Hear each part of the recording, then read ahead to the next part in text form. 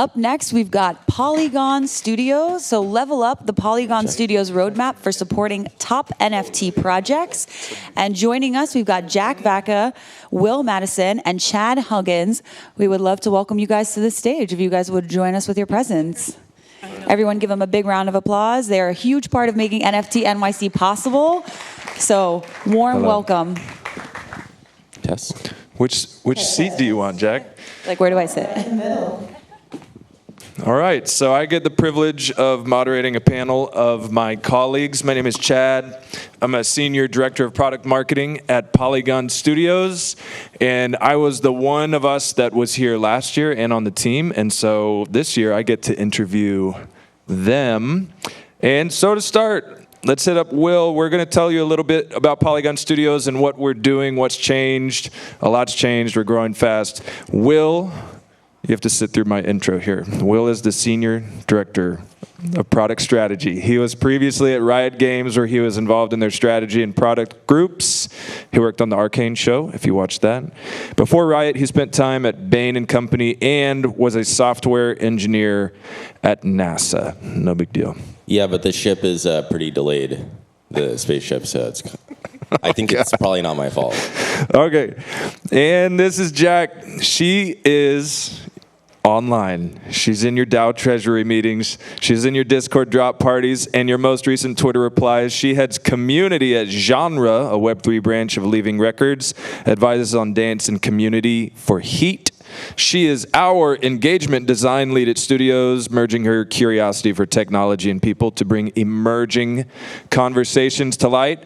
And this week, if you've been to our Polygon Studios hub down near Union Square, you should go there. The programming there was her brainchild. Also, the Hub Hunt. If you've gone to the 6th floor at the Marriott, you can start the Hub Hunt. It's an on-chain scavenger hunt. That was also Jack's brainchild. I like to engage. Okay, to get started, Polygon Studios is still relatively new to the space. I've been here 9 months, which is like 9 years in crypto years, but we launched late last summer the Polygon Studios brand, and it's evolved. So just to start, we'll go down the row here. Will, why don't you tell us why you do what you do, why you joined Polygon, and what you think about Polygon? Yeah, for sure. So I think people have said this, but making games is really hard.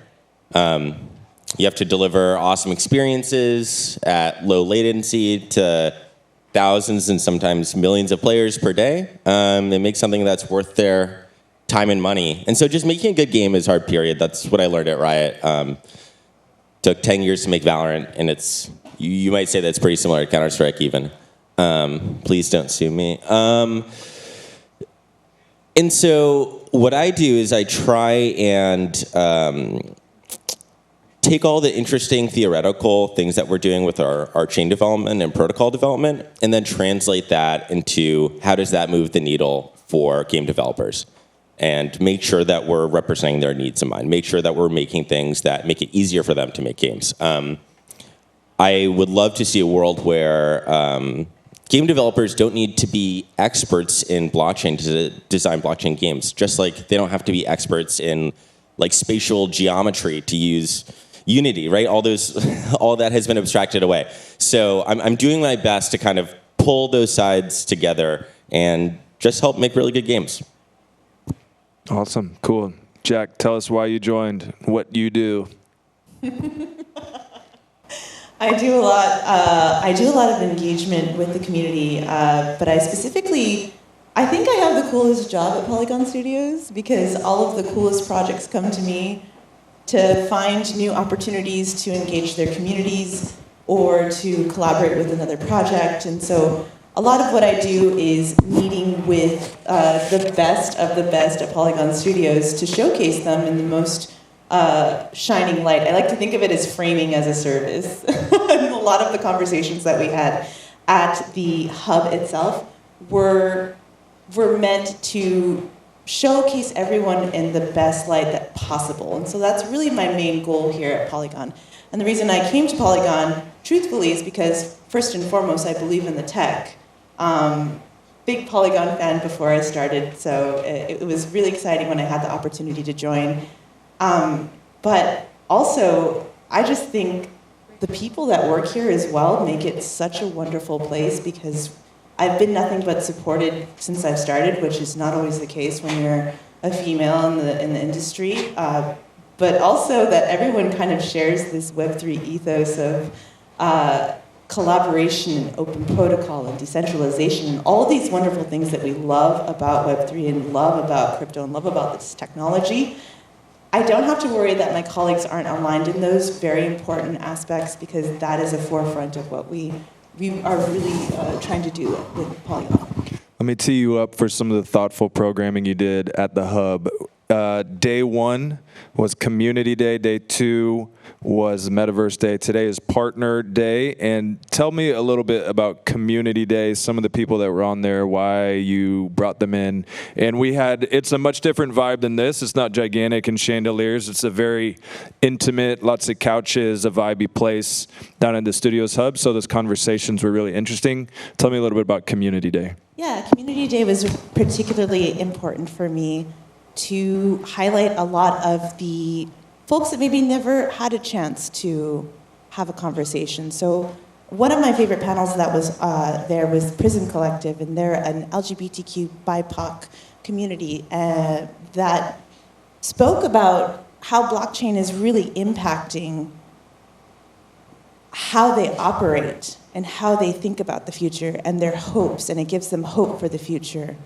And that's really important, and that's a conversation that will continue to emerge as we continue on into this forefront. But it's really important to recognize that because people like myself and other people, queer, trans, black and brown folk, who have never had a great start to begin with, now have a chance for equity, because they're in the beginning of the conversation rather than the last in line. So that was really important for me to highlight. Love it, love it. And we really do like working with each other. This isn't like we're not out here chasing big bags and whatnot. We believe in the tech and the company supports all of these fairly philosophical, very important ideas. I am literally trying to stall while our VP of game design gets here, because I have a question teed up for him, but I'm going to go ahead, and Charnjit's going to miss it. But hopefully he comes through. He had a late meeting. Okay, Charnjit pulled back the curtain a little bit in an internal chat, shared the other day a report from DApp Radar in May, indicating that even though we have this big bear and we had this big dip, that the gaming sector dipped significantly less, only a 5% decrease in game transactions. Will you have a gaming pedigree to be rivaled? Why do you think people are interested in playing games, even in tough times? I don't think anything has changed about games that are fun. I play a lot of Skyweaver. Want to shout out Peter from Skyweaver, because he'll also get mad at me if I don't. But I play that game because it's fun, not because I make money. I think I've made like $2 after I think like 2,000 matches. So not a lot, but like that doesn't motivate me whether that $2 is now like $1.50 or 60 cents. So a good art stands the test of time. Good games stand the test of time. Chess is still like an amazing and complicated game. So I think what actually changes games is things like what platforms are people playing on? Like, if there's a huge shift to mobile or away from consoles. Also, like what people want out of it, how they think about like progressing in games. Do people more and more want multiplayer games? Do they want to demonstrate mastery? Do they want to have nurturing experiences? Do they want to do social play with their friends? Like, these are the things that dramatically impact the success of games. It's not whether, the market's green or red in a day. So, and I say that both as someone who's worked in games, but also as someone who plays a lot of games, maybe too many games. I hope you guys don't know how many games I play at work. I've seen his computer. Yeah, so I think that like there is a real stability in working in this industry,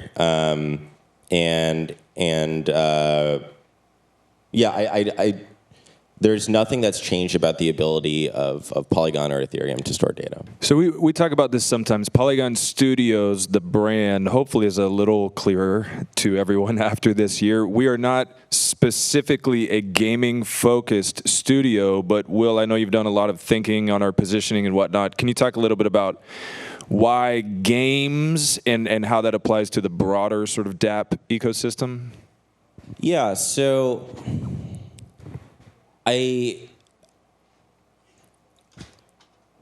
with games are kind of the hot thing in entertainment right now. Whether it's people getting into games to make their products stickier and their ecosystem stickier, or whether it's just embracing gamification. And so just the way of thinking that you have to do when you think about making games is just, now the real experts shut up. So I guess we see gaming as like a good first test case that there's a lot of interest in, but we're super excited and having a lot of conversations around music, sports, broader entertainment as well. And in fact, I think in some ways, those sorts of products might even come to market faster than gaming, which is a tough nut to crack. The way I think about it, I'll give it over to Charnjit, is like, I can watch a bad movie. I do it all the time, and I have a great time watching subpar movies. But playing a bad game just feels bad. It's like nails on a chalkboard. So the bar is really high. The upside is that a really good movie, maybe like I watch Point Break twice a year. I really love it. But, a good game you can just pour hundreds and hundreds of hours into. And so that's the thing about making games. You really gotta get it right. It's not like this popcorn type thing. Charnjit, see if your mic is working while I intro you. Hello? It's working? That's that beautiful accent. Okay, Charnjit has been in game development for over 22 years, working on critically and commercially acclaimed games across multiple genres, including some of the best Call of Duty titles. Most recently, he was at Mythical Games, but we brought him on as our VP of Game Design to support game devs with design, product direction, mechanics, economies, reward structures, social layers, UX, UI, and token design. If your game project gets a meeting with Charnjit, that's always a very fruitful one. Welcome, Charnjit. Thank you, and apologies. I was late. Charnjit, we teed you up on the games industry report and how games have not been, have dipped as much in the bear market. Will is talking a little bit about that. Can you, from your perspective, why do you share that report in one of our internal chats, and what's your analysis there? Yeah, I thought it was a fascinating insight that we're seeing markets dipped 30-40%, and gaming has only dipped 5 or so %. And I think everybody's a gamer, so they still want to play and engage with titles and games. Back when I first started making games, it was you were kind of a nerd, or oh, you're a gamer. But now everybody's a gamer, from your Starbucks reward program to gamification on Facebook to actual gaming, right? And gaming's pretty much everywhere now, from traditional consoles. Like, did you see that Anthony Davis last year dropped like 40 points in a basketball game, and then he went on Twitch and live streamed himself role playing in GTA? Like, that's incomprehensible to probably how we thought about it when we were growing up. And that's kind of what I was getting at, right? Gaming and game experiences are everywhere, right? From like I say, Starbucks to traditional console to mobile gaming to streaming and watching, and even partaking in esports tournaments. So yeah, everybody's a gamer. So I think that's the reason why we didn't see such a dip. I think that's like one of the things that I've found with Polygon Studios is that we really truly believe that everyone is a gamer in one capacity or another. It's our similar thread. And we should mention, some of you may have gone to Radio City Music Hall on Tuesday, where our CEO, Ryan Wyatt, had a keynote there. And Ryan, sort of famously helped popularize, maybe create game streaming at YouTube. And to tie that to today, last night we had a party with Midnight Society, which is a gaming studio building on Polygon that Dr. Disrespect, a popular streamer, is a part of. Literally, the line to meet Dr. Disrespect was like 3 blocks, and they stood out there for like 5 hours to meet Dr. And I thought they were going to go when they couldn't get in the building, but they waited to meet a streamer. And he actually did take a photo with every single person that was waiting in line that couldn't get in, which I thought was very kind. He was. Cool. Okay, so as gamification's expanding on Polygon, how are we thinking about scaling in general? Will, do you have any insight on our strategy, scaling efforts? I think we need to continue to hire smart people. It's tough. There's a lot more interest there's a lot more demand than supply for talent markets and entertainment. And also crypto. And so the Venn diagram is also really hard. So if you want to join the team, hit us up and let's get talking. I think for scaling, we need to say like no sometimes. In my previous jobs, when I've wanted to do new things or new projects, I'd ask people for help, and they'd always tell me, "Let me check with my PM," or "Let me look at this." Everyone would just tell me to buzz off, and I haven't really had that experience at Polygon, but I think we might have to soon because we have a lot of awesome things that we're doing. I guess. As well, the scaling side is around our portfolio. So Hermes will be coming to market soon, which will be a huge advancement in ZK technology. So I don't think that's what you meant by scaling, but that's what I'm excited about. Can you give people the TLDR? So also in the Radio City keynote, that was the slides were really a big project with you working directly with Ryan on a lot of those. Can you give the TLDR? I'm thinking of that slide that lays out just the... Yeah, for sure. Yeah, so I guess working with Polygon, you can do two different things with us. You can either build your game on us, on our architecture, or you can work with some of our tooling. So digging into the architecture, there's really two choices that you have. Do you want a dedicated server like blockchain, which will be kind of your own instance of a Polygon chain? You'll be able to customize the virtual machine. You can figure out what you want the security to be like, whether you run all the nodes or it's a shared model. You define your own gas token. It's really just like if you wanted to roll your own chain and make it, but you don't have to worry about being like a PhD. We'll help you set up. We'll give you the code base. We'll give you all that. Or you have the shared server, which is just participating in this kind of existing shared chain like Proof of Stake or Hermes when it will come out. The dedicated stuff is a little bit more complicated, but if you have your own ecosystem that you want to kind of port over to Web3, if you're a big brand or game studio, that's probably the best place to be, and if you have a lot of products. And Will, that's our Edge and Supernets? Yes, that's Edge and Supernets. But if you're looking to dig your toes in, then I would say POS and Hermes and the kind of shared server land is for you. Yeah, we have a bunch of products coming out in the ZK space. Everyone's super pumped about it. I'll just give you the quick TLDR. We spent $1 billion when our token was at an all-time high. Very tactical. To acquire this technology. And it's really cool because we have like the smartest people in California and Bangalore and Switzerland and in Spain all working on these problems and talking with each other. So we have Hermes, which is that general purpose one. It's coming to the market the fastest, full EVM compatibility, which has never been done before. We have Zero, which is almost like a Porsche. It goes really fast, but it doesn't have any like cup holders in it. So it's not going to have all the bells and whistles and functionality that Hermes will have, but it's just meant to do simple things really, really fast. Then we also have Maiden, which has a customizable virtual machine, allowing, like if games have certain specific needs that the Ethereum virtual machine doesn't cover, that's where we direct them to. So what this comes down to is we don't believe there's one protocol to rule them all that can do anything and everything. And anyone who tells you that, you should be very skeptical. But we do think we're going to have a bunch of different scaling solutions. So depending on what you want to accomplish, we'll have something that fits the bill.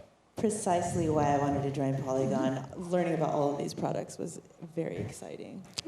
All right, with a couple minutes we have left, Charnjit, you have made blockchain games in the past with Mythical. I'm curious from your perspective, what are the unique challenges of making a good blockchain game? And then we can go through and talk about our favorite projects personally that we like. Give them shout outs here from the stage. Yeah, sure.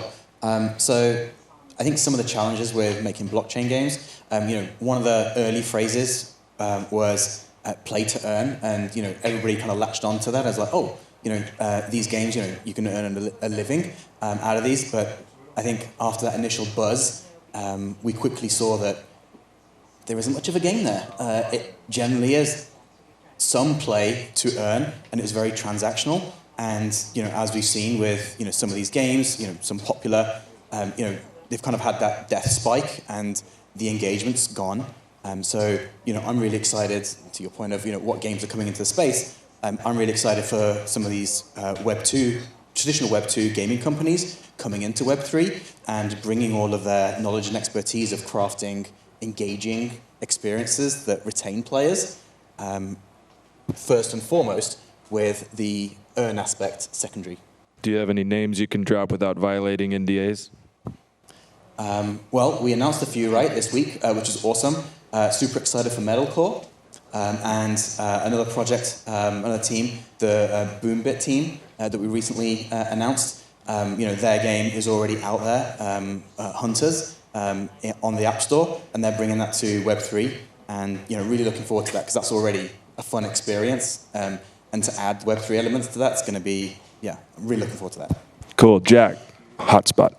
Favorite couple of games I love, Avagachi, love the Gachi gang. Their community is incredible. Their bid-to-earn model for their Metaverse land was a huge success on Polygon. And Petaverse Network, which is coming out later in September. Today I got to see some alpha.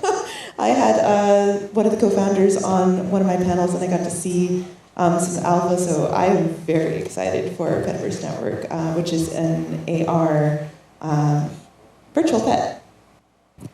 Will, do you have any favorites? Skyweaver? Yeah, I play a lot of Skyweaver. I play in Discovery mode. I think my username is LegoFan94. If you want to, I think it's so amazing, because the problem with a lot of card games is takes a lot of deck construction. But I almost like the blitz chess element to Discovery mode. I like that it just randomizes a deck for you with certain parameters. The increase, the variance is cool. Reminds me of kind of games like Teamfight Tactics that I also love a lot. The session length is perfect, works great on mobile. So it's kind of everything I want from a game. And honestly, on Skyweaver, related to your point, Chad, is the accessibility. So, these Web 2 companies coming into Web 3, they're bringing that onboarding and Fatui experience. And that's another reason I love Skyweaver. And they have, the Sequence wallet integrated, and their onboarding and purchase experience, I'd say, industry leading right now, and that's kind of one to watch. 100%. It's one of my favorite games to play. I am player J. Find me. I will beat you. And if you go to the Polygon Studios hub, the Sequence team has a vending machine that you can use an on-chain experience to get a free T-shirt. Will, you haven't been there yet. We'll get you a free T-shirt from Sequence. Okay, real quick, my favorite game right now is Wildcard. They just announced it's a MOBA game mixed with a turn-based card game. Very ambitious to have this live streaming element built into the game. Excited to see where that one goes. Also, I feel like we sometimes sort of play it down, but we also work with all these cool up-and-coming games. We also work with huge legacy brands, and sometimes it feels like the context switching is so crazy. But for instance, Bentley, we had a crazy expensive car that was Polygon purple at the Marriott. That's because Bentley, I don't know how old they are, they're a 100-year-old car brand probably, is making a drop on Polygon completely in-house. I'm curious, from just as a last thing, for teams like that we would call like a legacy company, and they're entering the space, how do they design something that's authentic and real? They come talk to us at Polygon that have that ethos, like I mentioned. When I first started, I was worried that people wouldn't share this, and I would have to advocate for it, but I haven't had to. Everyone that is on board is also aligned in the mission. So when Web when legacy companies come to Polygon, they're coming to a sea of purists. That's a good way to put it. Yeah, and we have some other big partners as well, like Recur. They have the entire Viacom CBS IP vault. They do a great job with a lot of those legacy brands. Anyone else come to mind? I would say don't do things because you're worried about falling behind. Just focus on making really good products that you would spend your time on. I keep coming back to the word meaningful. I've been saying that a lot this week with the hub and whatnot, but I feel like that's Polygon Studios is trying to do meaningful work, thoughtful work in the space. These are a bunch of thoughtful, smart, kind people I get to work with. Thank you for the time to listen to us. Thank you. Chad. Thank you, everyone. Thanks, everyone. Thank you, Polygon Studios. Great to have you. And that's very interesting about Bentley. I'll have to go and check out that car. It sounds very cool. And Dr. Disrespect as well.